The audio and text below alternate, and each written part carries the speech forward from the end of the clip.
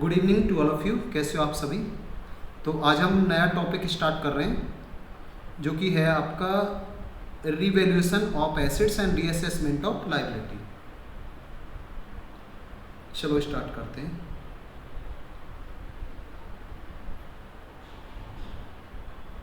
ये लो, तो आज की क्लास का टॉपिक क्या है आपका,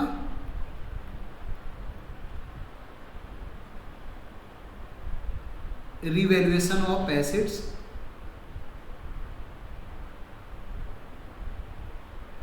एंड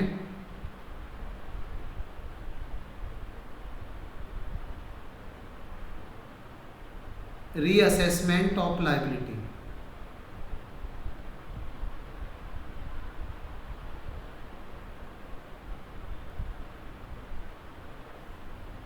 ये है आज का टॉपिक। अब आप कहोगे सर हम रिवैल्यूएशन क्यों करते हैं, रिवैल्यूएशन क्यों करते हैं एसेट्स का और रीअसेसमेंट क्यों करते हैं हम लायबिलिटी का, राइट? आपके माइंड में ये क्वेश्चन आ रहा होगा। तो मुझे ये बताइए, एक एग्जांपल के थ्रू समझते हैं इसे भी। मुझे ये बताइए, ये एक पार्टनरशिप फॉर्म है,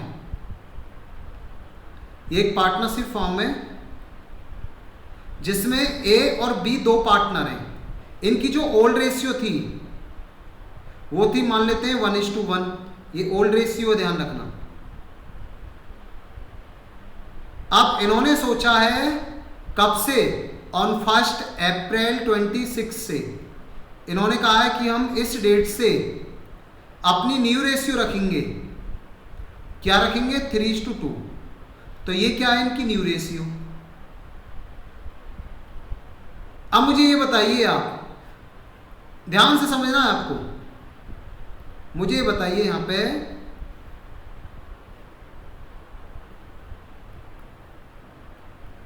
पार्टनर्स अपनी रेशियो चेंज कर रहे हैं, तो होगा क्या? एक चार्ट बना रहा हूं मैं यहां पे, चार्ट के थ्रू समझते हैं। ये लो, ये ईयर है आपका 26-27 और ये ईयर है आपका 25-26।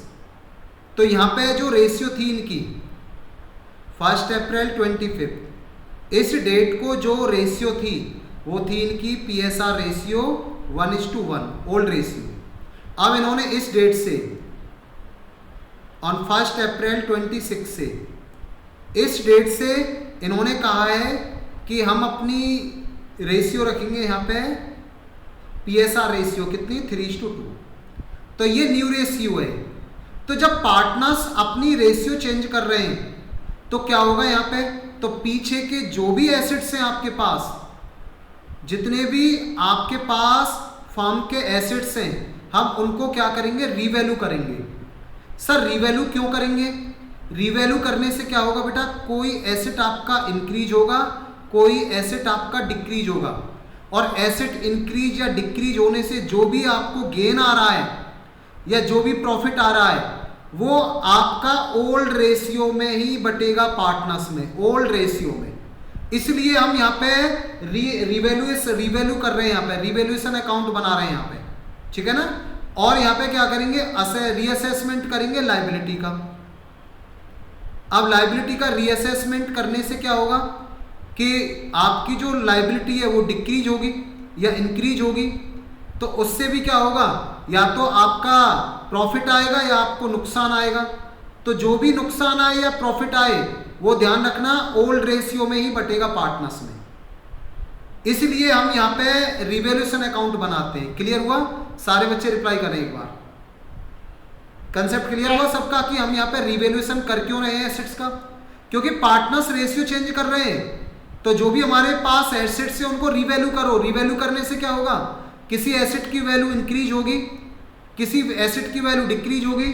तो वहां से जो भी आपका गेन आ रहा है या लॉस आ रहा है वो ओल्ड रेशियो में बटेगा, ध्यान रखना, ठीक है ना। इसलिए अब इसे समझते हैं कैसे। सर थोड़ा बताइए अच्छे से। तो देखो यहाँ पे इस साल की आपको एक बैलेंस शीट दे रखी है, इस साल की। ये लो, एक एक्सट्रैक्ट बैलेंस शीट दे रखी है, ये मैं बना रहा हूं आपके सामने। अच्छे से समझ लेना है क्या, ये बड़ा आसान टॉपिक है आपका ये।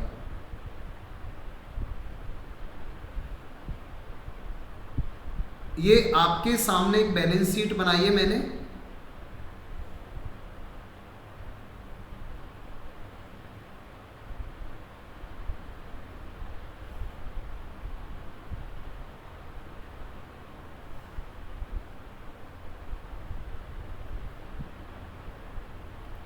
ये बन गई आपकी बैलेंस शीट। ये बैलेंस शीट है आपकी, बैलेंस शीट एज एट 31 मार्च 26।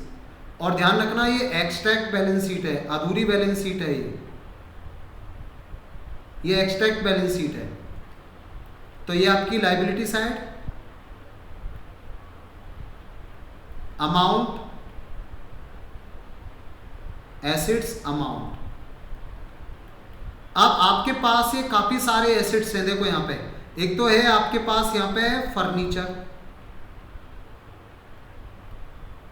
फर्नीचर दे रखा है, मान लेते हैं आपका 50,000 रुपीज का। एक है आपके पास प्लांट एंड मशीनरी,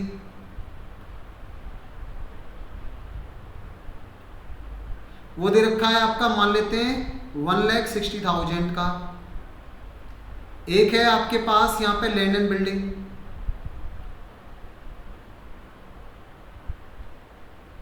वो दे रखा है आपका यहां पे, मान लेते हैं 2,50,000 का। इसके बाद आपका स्टॉक, स्टॉक दे रखा है आपका कितने का, मान लेते हैं 40,000 का। और ये आपके सन्डी डेटर्स, सन्डी डेटर्स दे रखे हैं आपके कितने के, मान लेते हैं यहाँ पे 20,000 रुपीज के। और यहाँ पे दे रखे हैं आपके सन्डी क्रेडिटर्स, वो दे रखे हैं आपके यहाँ पे 25,000 के। बस। तो मैंने क्या कहा था, देखो ध्यान से, मैंने कहा था कि हमें रिवैल्यूएशन करना है एसेट्स का, राइट। हमें क्या करना है, यहाँ पे रिवैल्यूएशन करना है एसेट्स का। अब रिवैल्यूएशन क्यों कर रहे हैं ये आपको पता चल गया, क्योंकि जब हम रिवैल्यूएशन करते हैं तो यहाँ पे किसी एसेट की जो वैल्यू है वो या तो इंक्रीज होगी या डिक्रीज होगी। मानते हो ये बात, बोलो हाँ है ना? Yes sir. ठीक है ना? Yes, sir. हाँ, या तो इंक्रीज होगी या डिक्रीज होगी, ध्यान रखना। तो देखो यहाँ पे सर एक बात पूछनी है, वो कैसे सर होगी सर, वो इंक्रीज और डिक्रीज? अरे वो मैं बता रहा हूँ ना, हाँ वो मैं बता रहा हूँ। आप देखो यहाँ पे अच्छे से समझो पहले।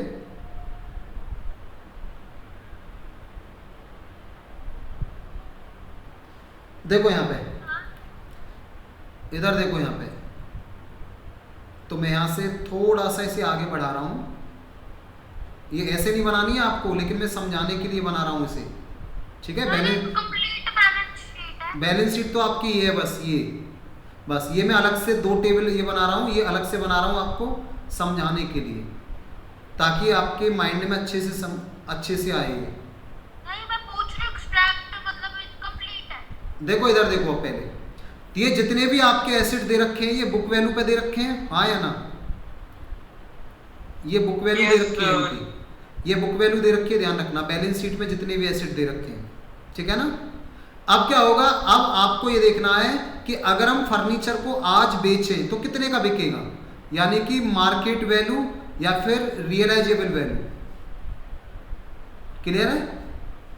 रियलाइजेबल वैल्यू देखनी है आपको। अब देखा हमने कि जो फर्नीचर 50 का है, वो फर्नीचर बताइए कितने का बिकेगा, वो रह गया आपका 40 का। मार्केट वैल्यू कितनी आ रही है फर्नीचर की, 40,000। तो बताइए यहाँ से आपको फायदा हुआ या नुकसान हुआ, बताइए मुझे। लॉस हुआ ना, कितने का? 10,000। तो 10,000 का लॉस लिख रहा हूं मैं ये लो ब्रैकेट में, ठीक है ना। तो यहाँ पे आपका लॉस या प्रॉफिट आएगा, जो भी लॉस और प्रॉफिट। अच्छा बताइए, प्लांट एंड मशीनरी 160 का था ना, ये रह गया आपका 150 का।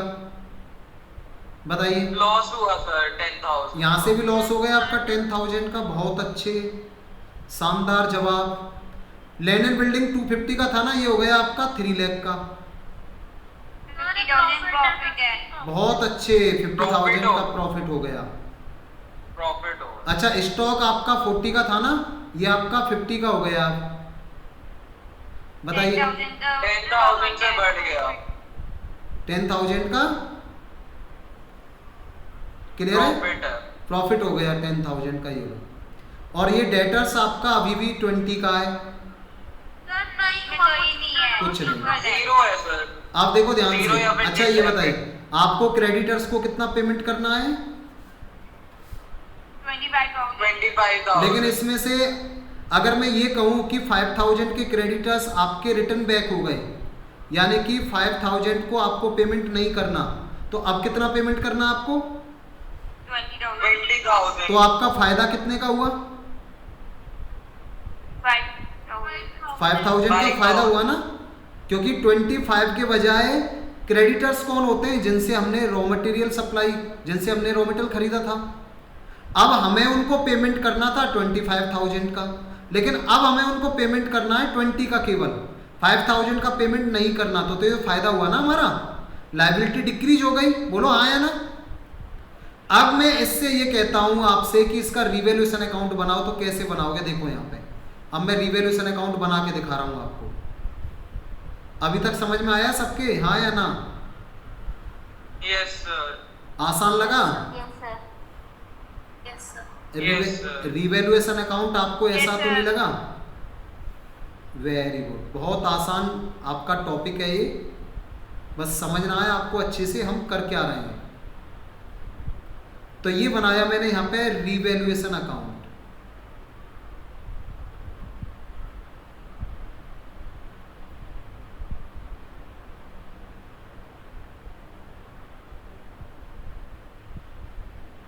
पर्टिकुलर्स अमाउंट,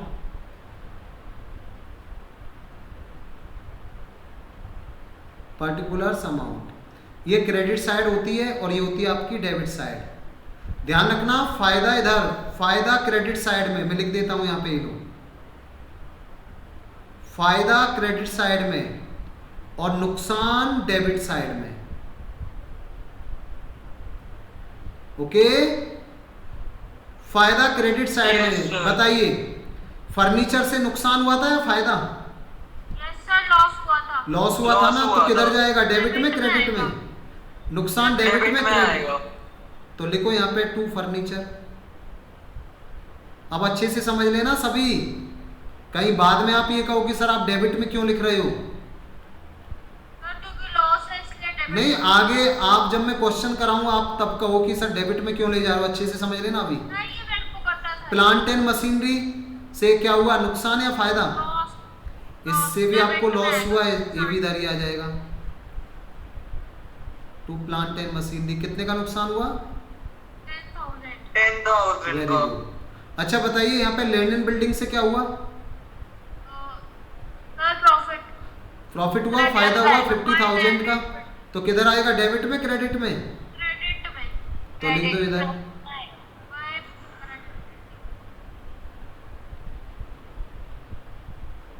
कितने का फायदा हुआ था? 50,000। 50,000 का। अच्छा बताइए यहाँ पे स्टॉक से? स्टॉक से 10,000 का 10,000 प्रॉफिट हुआ था। 10,000। का फायदा लिख दो इधर। स्टॉक से भी 10,000 का फायदा। बहुत अच्छे। और सैंडरी डेटर्स डेटर से जो कुछ था नहीं, वो कुछ नहीं। वैल्यू अच्छा क्रेडिटर से, क्रेडिटर से फायदा हुआ, नुकसान? फायदा हुआ कितने का? 5,000 का। 5,000। तो लिख दो यहाँ पे बाई सन्डी क्रेडिटर्स। पर सर ये सैंडरी क्रेडिटर से सर ये हमें फायदा कैसे हुआ? इन्होंने क्या हमें सर वो डिस्काउंट दे दिया क्या? अरे फायदा ऐसे हो गया, 5,000 के जो क्रेडिटर्स है रिटर्न बैक हो गए आपके, अब उनको पेमेंट नहीं करना आपको, तो फायदा हुआ नहीं हुआ? 25 का पेमेंट करना था, आप 20 कर रहे हो बस आप। रिटर्न बैक हो गए मतलब कि सर? देना नहीं है आपको पेमेंट। वो क्यों सर? कोई भी रीजन हो सकता है। जैसे कि बताइए क्या रीजन हो सकता है? अभी मैं बता रहा हूँ, एक सेकंड। देखो अब ये बताइए मेरे को, ये कितना हुआ आपका क्रेडिट साइड का टोटल? 65,000। 65,000। हाँ 65,000। 65,000 का ये टोटल हो गया इधर। और आप पहले ये बताइए, देखो इधर 20,000। पहले मुझे बताइए डेबिट साइड का टोटल कितना है और क्रेडिट साइड का टोटल कितना है, बताइए। डेबिट साइड का टोटल 20,000 है और क्रेडिट साइड का टोटल 65,000 है। तो डेबिट साइड का 20 और क्रेडिट साइड का कितना है 65। ज़्यादा कौन सा है? Credit side. हाँ तो दोनों साइड में यही आएगा, फिर 65 ही इधर आएगा। सर मैम टू बैलेंस हाँ अब देखो, अब 65 में से 20,000 का जो नुकसान हुआ है उसे करने के बाद, हटाने के बाद आपका फायदा कितना हुआ? 45,000। तो लिख दो यहाँ पे टू गेन या प्रॉफिट, ट्रांसफर टू। तो पार्टनर्स थे ए और बी, बांट दो यहाँ पे, एज कैपिटल अकाउंट,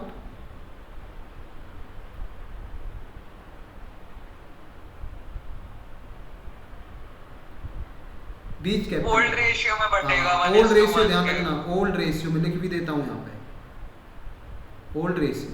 क्योंकि सर ये हमारा सर वो नया रेशियो सर वो बनने के पहले का सर ये सारा एसेट का हम वो कर रहे हैं ना। कितना बचेगा ये? 45 22,500 दोनों में बट जाएगा। हाँ तो यहाँ पे 22,500 और यहाँ पे 22,500। सर जो ये हमारा जो ये नया प्रॉफिट शेयरिंग रेशियो है, ये तो सर मतलब कि वो हमारा तब बना है ना जब वो हमारा ये बन चुका होगा, ये हमारा मतलब ये हमने जब वो रीवैल्यू कर लिया होगा। और सर ये पहले का सर ये हमारा चलता हुआ आ रहा है जो हमने एसेट्स को वैल्यू करके रखा है, इसलिए सर ये ओल्ड रेशियो में बांटा होगा ना। एक सेकंड ये था।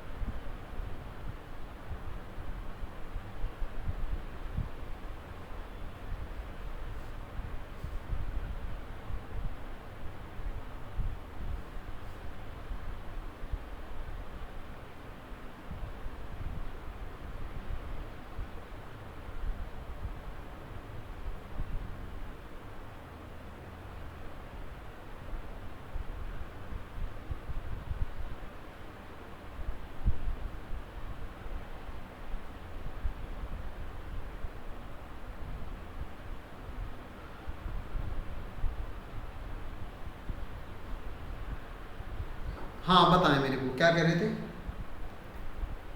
यथार्थ सर जो ये जो सर जो ये एसेट्स को सर जो रीवैल्यू किया है, इससे सर वो ओल्ड प्रॉफिट शेयरिंग रेशियो में सर इसलिए बांटा होगा क्योंकि ये तो सर पहले से सर हमारा वैल्यू चलता आ रहा है ना एसेट और लायबिलिटी का। अरे देखो, देखो पहले से ही आपके पास एसेट्स हैं, अब आप रेशियो चेंज कर रहे हो, तो रेशियो चेंज कर रहे हो तो आज तक का जितना भी आपका एसेट की वैल्यू इंक्रीज होगी या डिक्रीज होगी, उसका जो भी गेन आ रहा है वो ओल्ड रेशियो में बटना चाहिए। इसीलिए तो यहाँ पे रिवैल्यूएशन कर रहे हैं एसेट्स का, क्योंकि एसेट की वैल्यू तो आपकी या तो इंक्रीज होगी या डिक्रीज होगी। अभी मैंने एग्जांपल नहीं दिया आपके सामने, लैंड एंड बिल्डिंग आपका इंक्रीज हुआ है, स्टॉक इंक्रीज हुआ है, लायबिलिटी डिक्रीज हुई है आपकी, ठीक है ना, फर्नीचर डिक्रीज हो गया। तो यहाँ से ओवरऑल आपको क्या आया था? 45,000 का गेन आया था, समझ रहे हो? अगर आप रिवैल्यूएशन अकाउंट नहीं बनाते, इसे ऐसा का ऐसा चलने देते, तो एक बार आप इसे न्यू रेशियो में बांटते तो कोई पार्टनर गेनर होता, कोई पार्टनर सेक्रीफाइस कर रहा होता। लेकिन अब यहाँ पे कोई गेनर सेक्रीफाइस नहीं कर रहा। अब यहाँ पे क्या है, जो भी गेन आया निकल के वो ओल्ड रेशियो में बांटना है हमें, ठीक है? ओके। अब यहाँ पे आप कह रहे थे, हाँ सर वो आप वो रीजन बताने वाले थे ना कि सर वो सेंट्री क्रेडिटर्स, अच्छा ऐसा होता है, देखो ऐसा होता है, देखो काफी समय से हमारे पास क्रेडिटर्स पड़े हुए थे, ठीक है ना, जिनको हमने ओवर ड्यू हो गया उनका पेमेंट, ड्यू डेट भी निकल गई। तो आप ये बताइए, जब सामने वाला मांगने ही नहीं आ रहा पैसा, तो क्या आपको लगता है कि भाई इसकी तो ड्यू डेट भी निकल गई, सामने वाला अब पैसा मांग ही नहीं रहा यहाँ पे, तो क्या मानोगे आप वहाँ पे कि अब हमें लगता है कि ये पेमेंट हमें नहीं करना, सामने वाला या तो भूल गया है, तो कोई भी रीजन हो सकता है वहाँ पे। तो इससे क्या होता है, जब आपकी लायबिलिटी डिक्रीज होती है तो यहाँ पे आपको एक बेनिफिट हो रहा है, इसलिए यहाँ पे आपका वो क्रेडिट साइड में आएगा, ठीक है ना भाई। यहाँ पे हम देखो इतने सारे लोगों से रॉ मटेरियल सप्लाई वो खरीदते हैं, रॉ मटेरियल परचेज करते हैं। अब हो सकता है कि कोई आपका जो सप्लायर है भूल गया हो, किसी से कोई बुक्स ऑफ अकाउंट या फिर कोई मिस हो गई हो, कुछ भी हो सकता है ना। अब ओवर जो ड्यू डेट थी आपकी पेमेंट करने की वो भी निकल गई, सामने वाला पैसा लेने नहीं आ रहा, तो क्या आप अपनी तरफ से पेमेंट करोगे? बताइए मुझे।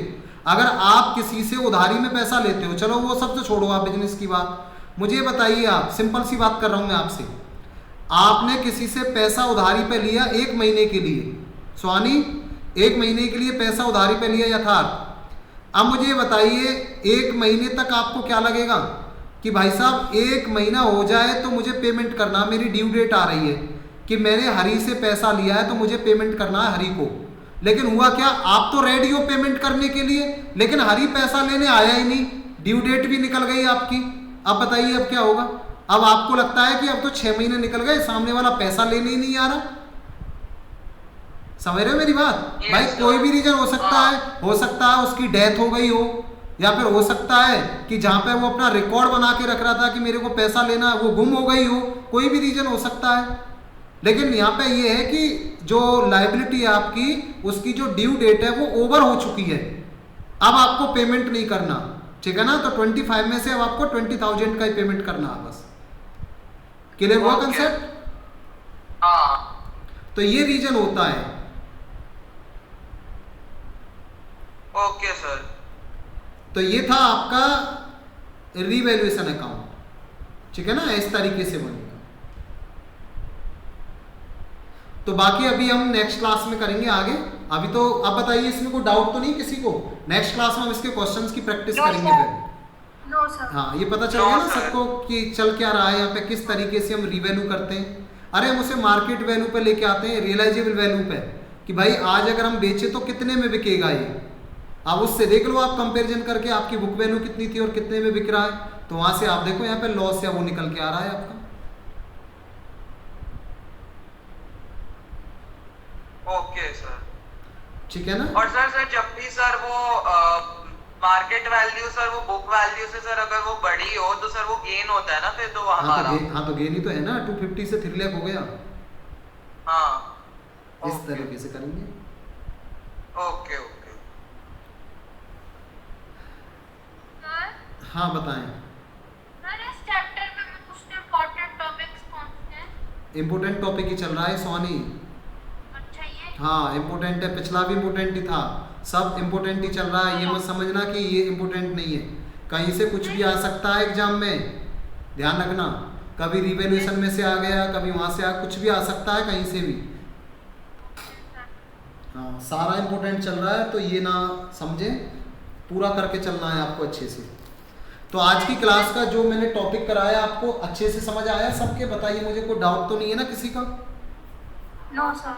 No sir. तो कैसा लगा आपको रिवैल्यूएशन अकाउंट? बताइए। इजी है सर। क्या कोई टॉपिक अभी तक ऐसा है जो आपको ऐसा लगा हो कि सर हमें दिक्कत आ रही है, हम कर नहीं पा रहे? क्या ऐसा कोई भी टॉपिक है अभी तक? नो सर, अभी तक तो नहीं लगा कोई। आप देखो गुडविल का भी कितना आसान टॉपिक था आपका, आप देखो आपका ये भी कितना आसान है, राइट? तो हम इसी तरीके से अपना सारे टॉपिक एकदम आसान बना के चलेंगे ताकि आपको दिक्कत ना आए। तो नेक्स्ट क्लास में हम इसके क्वेश्चंस की प्रैक्टिस करेंगे, ये टॉपिक से रिलेटेड जितने भी क्वेश्चन है आपकी बुक में वो सारे फिनिश करेंगे हम, और फिर हम नेक्स्ट टॉपिक की तरफ बढ़ेंगे आगे, ठीक है? Okay sir. हाँ, अब इसके बाद सर अब तो आप अभी होमवर्क कोई नहीं दे रहे हो ना इससे नहीं, related आज अभी? की क्लास का होमवर्क तो नहीं है, आज की क्लास में बस यही प्रैक्टिस करनी है आपको, ठीक है? ओके। हाँ होमवर्क दूंगा मैं आपको नेक्स्ट क्लास में, कल की क्लास में होमवर्क भी दूंगा, क्वेश्चन की प्रैक्टिस भी करेंगे, मीन्स अगली क्लास में, ओके। ठीक है? तो अभी तक जितना भी मैंने कराया था ना उसकी प्रैक्टिस कर लेना अच्छे से सभी। ओके। वरुणी क्लियर है? कोई doubt? Varuni, Humaira, no sir. Mahika, Swani, Tamanna, sir आपने कल का अपलोड कर दिया लेक्चर? तोसानी, कल का मैं करूंगा, अभी नहीं किया। कविता, नो सर। यथार्थ, ओके। सर वो आपने सर वो हमारा गुडविल का टेस्ट लिया था सर, वो आपने उसके मार्क्स नहीं बताए सर वो अभी। मैं उसके मार्क्स बता दूंगा यथार्थ, ठीक है? गुडविल का लिया था ना, मैं कल चेक करूंगा उसको जरूर, ठीक है? Okay sir. नेक्स्ट क्लास में बता दूंगा, मेरे को ध्यान दिला देना आप, बस मेरा 5 मिनट का वो टाइम लगेगा बस उसमें, तो मुझे ध्यान दिला देना, नेक्स्ट क्लास में आपको मार्क्स बताऊंगा। Okay sir. ओके, तो बाकी फिर हम नेक्स्ट क्लास में करते हैं, आज के लिए बस इतना ही।